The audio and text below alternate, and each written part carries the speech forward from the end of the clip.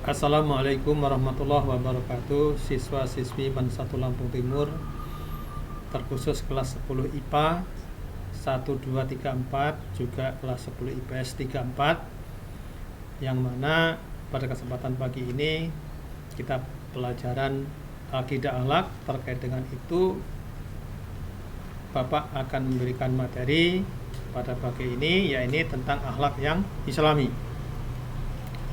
Sebelum kita melanjutkan pelajaran, Bapak sangat mengharapkan kepada anak-anak sekalian agar supaya dapat mengikuti pelajaran secara daring ini dengan cara yang sungguh-sungguh, ya. Jangan dibuat main-main, karena kita menggunakan teknologi yang kaitannya dengan internet, yang kaitannya dengan sinyal. Ini nanti anak-anak bisa jadi mengatakan, "Pak, sinyal saya nggak ada. Pak, saya nggak bisa mengikuti." Nah, ini kendalanya. Oleh karenanya itu, mumpung ini masih sinyalnya bagus, siswa Bapak minta supaya dapat mengikuti dengan cara sungguh-sungguh, ya. Perhatikan dengan sungguh-sungguh. Siswa-siswi yang saya banggakan, yang saya sayangi, kalau kita berbicara masalah akhlak, barang tentu kita nggak asing lagi yang namanya akhlak, ya. Akhlak gitu. Apa itu akhlak? Akhlak itu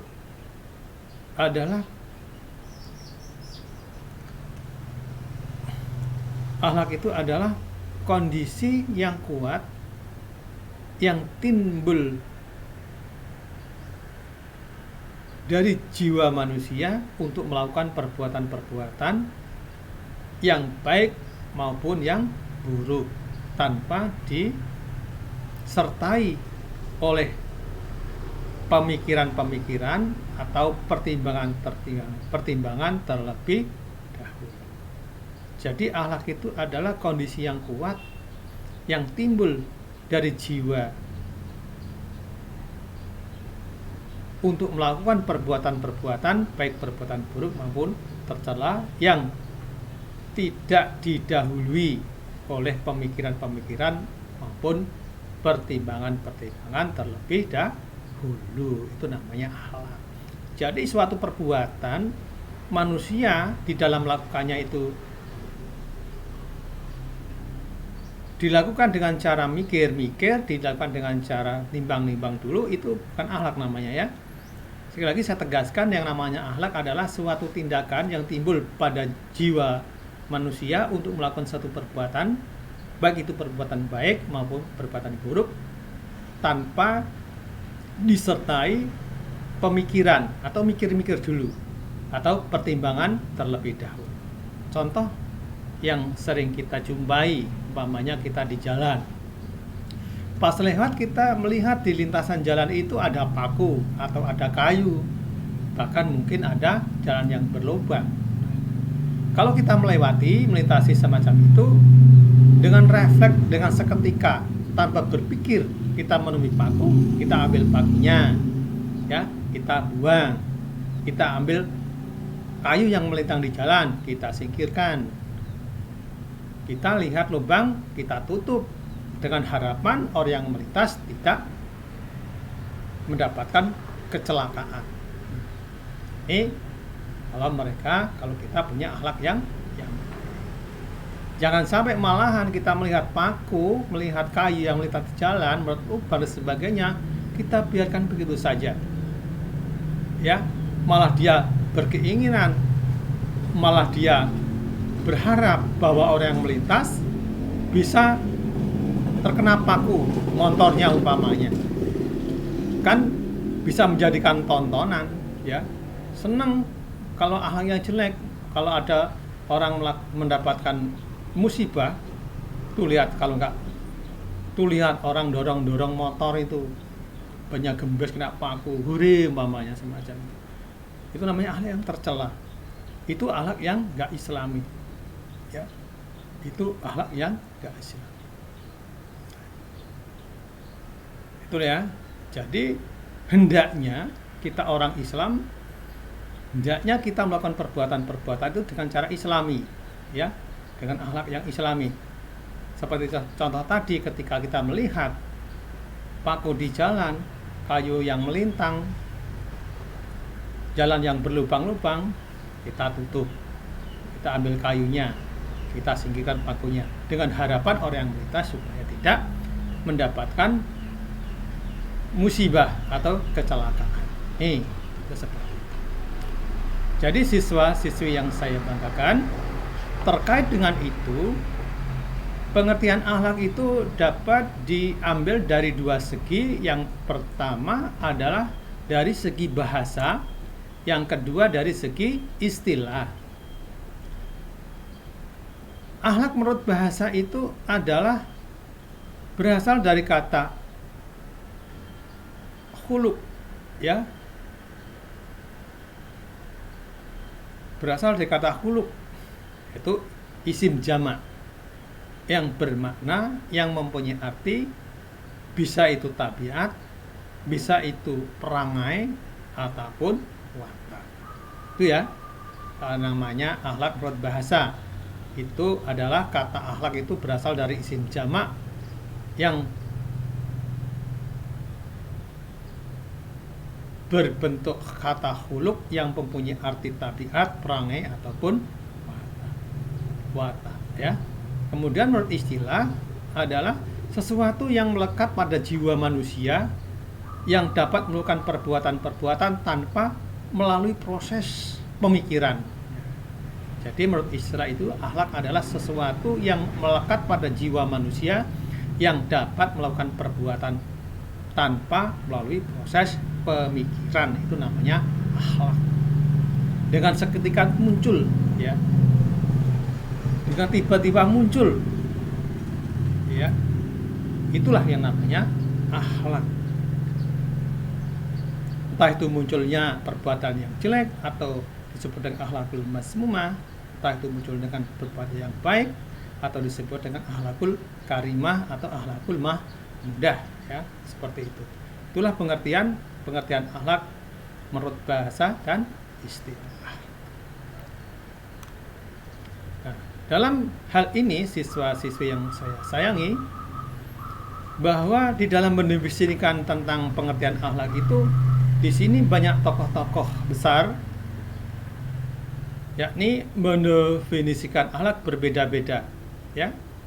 Contoh di sini menurut tokoh Imam Al-Ghazali, ya, di mana Imam Al-Ghazali ini adalah bukunya yaitu Ihya Ulumuddin menyebutkan atau mendefinisikan tentang akhlak. Menurut beliau, akhlak itu adalah sifat yang tertanam di dalam jiwa yang darinya lahir perbuatan-perbuatan tanpa memerlukan pemikiran dan pertimbangan. Ini menurut tokoh Imam Al-Ghazali di dalam bukunya Ihya Ulumuddin menyebutkan bahwa akhlak itu adalah sifat yang tertanam di dalam jiwa yang darinya lahir perbuatan-perbuatan tanpa memerlukan pemikiran dan pertimbangan. Kemudian yang kedua, menurut tokoh yang kedua, yaitu menurut Ibnu Maskawayh.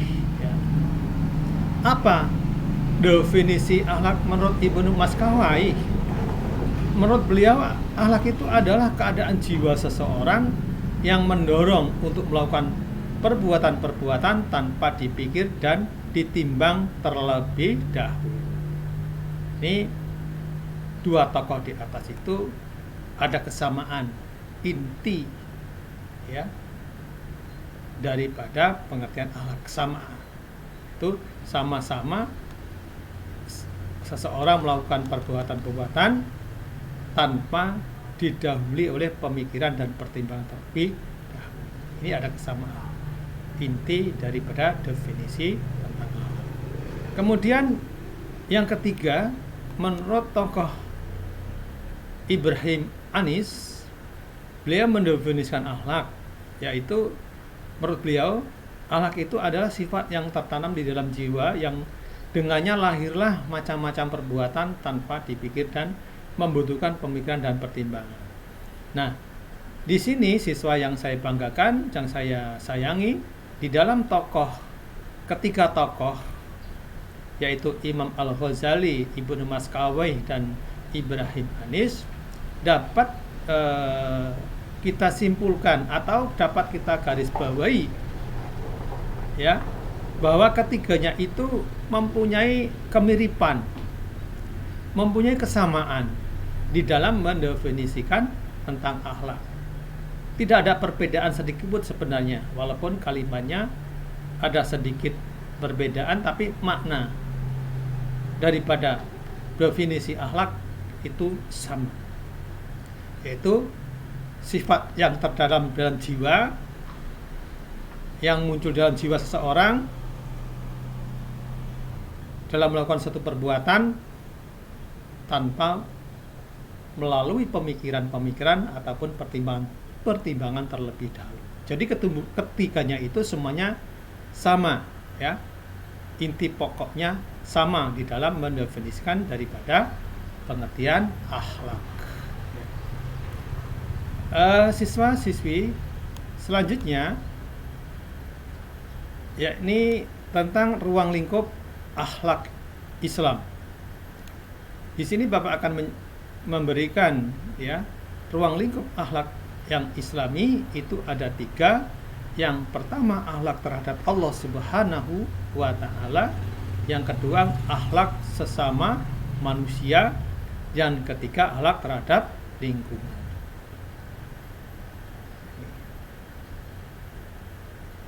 Yang pertama, akhlak terhadap Allah Subhanahu wa Ta'ala. Ya. Akhlak terhadap Allah Subhanahu wa Ta'ala. Ingat siswa-siswi yang saya banggakan, bahwa kita itu makhluk manusia adalah diciptakan oleh Allah Subhanahu wa Ta'ala hanya untuk menyembah dan mengabdi kepadanya. Jadi hidup matinya kita manusia adalah hanyalah untuk Allah Subhanahu wa Ta'ala. Oleh karenanya itu, kita sebagai hamba Allah, makhluk Allah yang diciptakan oleh Allah Subhanahu wa Ta'ala, sudah sepantasnya lah, sudah sepatutnya lah untuk melakukan, mengikuti, ya, perintah-perintah Allah, ya. Sudah sepatutnya, ya, mengikuti dan menjauhi larangan Allah Subhanahu wa Ta'ala. Ini salah satu akhlak kepada Allah. Contohnya, kita suka mengabdi, kita harus mengabdi kepada Allah, menyembah kepada Allah. Jangan sampai menyembah kepada yang lain, ya. Jangan beranggapan bahwa ada kekuatan yang lebih daripada kekuatan Allah Subhanahu wa Ta'ala. Nah, ini namanya akhlak kepada Allah Subhanahu wa Ta'ala. Apa yang diperintahkan kita ikuti, apa yang dikasihinya kita syukuri, alhamdulillah. Karena rezeki, mati, jodoh, dan sebagainya hanya milik Allah. Kita mensyukuri apa yang diberikan Allah Subhanahu wa Ta'ala. Karena semuanya yang membuat adalah Allah. Beserta alam semesta ini Allah yang membuat. Diperuntukkan untuk manusia. Ya. Untuk dinikmati oleh manusia itu sendiri. Supaya dijaga lingkungannya oleh manusia itu, jangan dirusak.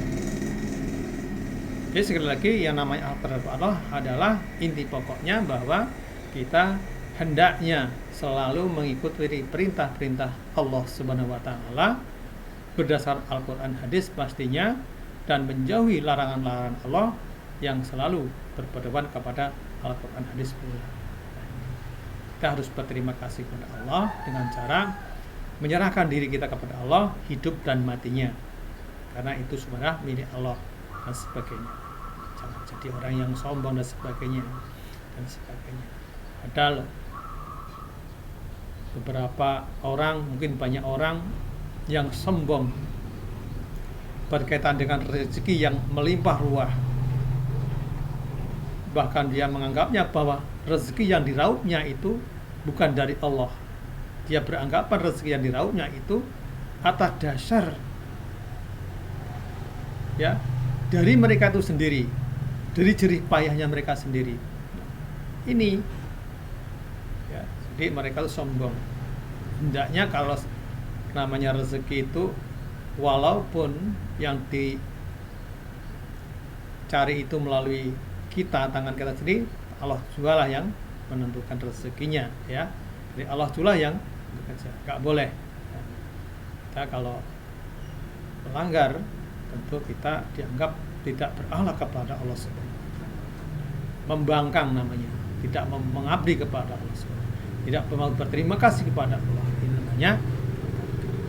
Yang kedua adalah akhlak sesama manusia. Nah, ini contohnya banyak sekali namanya akhlak sesama manusia yang dinamakan dengan istilah muamalah atau hablu minannas. Yang tadi hablu minallah. Yang kedua hablu minannas. Artinya hubungan manusia antara manusia. Ini ya. Ini. Yang ketiga akhlak terhadap lingkungan ya. Akhlak terhadap lingkungan itu yaitu tadi kita harus selalu menjaga supaya lingkungan kita tetap lestari, jangan malah merusak dan sebagainya. Itulah ya siswa CV yang saya sayangi, ruang lingkup yang Bapak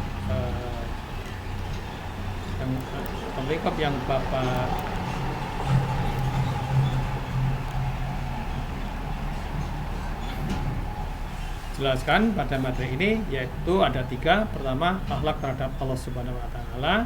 Yang kedua, akhlak terhadap lingkungan. Dan yang ketiga, akhlak terhadap manusia. Allah, manusia, dan lingkungan. Bapak, siswa-siswi, selanjutnya materi yang saya sampaikan yakni metode peningkatan kualitas akhlak. Di sini Bapak akan memaparkan ada 4 cara ataupun metode untuk mendapatkan ya, untuk meningkatkan daripada kualitas akhlak. Yang pertama melalui perumpamaan atau at-tamsil. Yang kedua melalui keteladanan atau uswatun hasanah. Ini sebagai uswatun hasanah yang baik ya. Ini adalah Nabiullah Muhammad sallallahu alaihi wasallam. Orang yang nomor 1 ya akhlak ini diakui oleh dunia, sudah dibuktikan oleh dunia bahwa akhlak yang paling mulia ya di antara manusia yang ada di dunia ini hanyalah Nabiullah Muhammad sallallahu alaihi wasallam. Makanya kita harus mencontoh suri tauladan kita atau uswatun hasanahnya dari Nabi Muhammad SAW. Yang ketiga, metode untuk meningkatkan kualitas akhlak yang ketiga adalah melalui pelatihan dan pengamalan. Nah ini pelatihan. Kalau di rumah, kalau di keluarga, pelatihannya itu melatih, mendidik anak-anaknya dari sejak ya kecil, dilatih untuk melakukan kesopanan, melakukan tingkah laku yang baik, dengan harapan dengan pengalaman pelatihan ini kedepannya setelah dewasa dia bisa mengamalkan daripada amalan-amalan akhlakul yang mahmudah. Contohnya gampang, umpamanya, nak kamu kan makan permen 2 umpamanya, yang satunya ada temennya itu kasih, belajar bersedekah, belajar berbagi ya, belajar bertolong menolong, belajar Yang keempat, metode untuk meningkatkan kualitas akhlak yang keempat adalah melalui hikmah dan pelajaran. Yaitu, itulah ya siswa-siswi yang saya banggakan bahwa metode peningkatan akhlak itu melalui perumpamaan, yang kedua melalui keteladanan, yang ketiga melalui pelatihan dan pengalaman, yang keempat melalui hikmah dan pelajaran. Siswa-siswi yang saya banggakan barangkali itu yang dapat saya Bapak sampaikan. Kita barangkali cukupkan sekian saja. Selasa depan kita lanjutkan. Sebelum akhir kata saya tutup, Bapak sangat mengharapkan dan menghimbau kepada anak-anak sekalian selalu ikuti protokol daripada kesehatan yang kita tahu semakin hari semakin banyak yang terpapar daripada COVID-19 ini. Banyak sekali mereka tidak mengikuti dari protokol kesehatan, tidak memakai masker dan sebagainya, sering main dan sebagainya. Makanya kalau kita keluar harus pakai masker, cuci tangan, kemudian kalau nggak ada yang kepentingan keluar nggak usah keluar, ya. Baiklah, itu saja ya siswa-siswi yang saya sayangi dan saya banggakan. Sampai jumpa Selasa depan dan saya akhiri. Wassalamualaikum warahmatullahi wabarakatuh.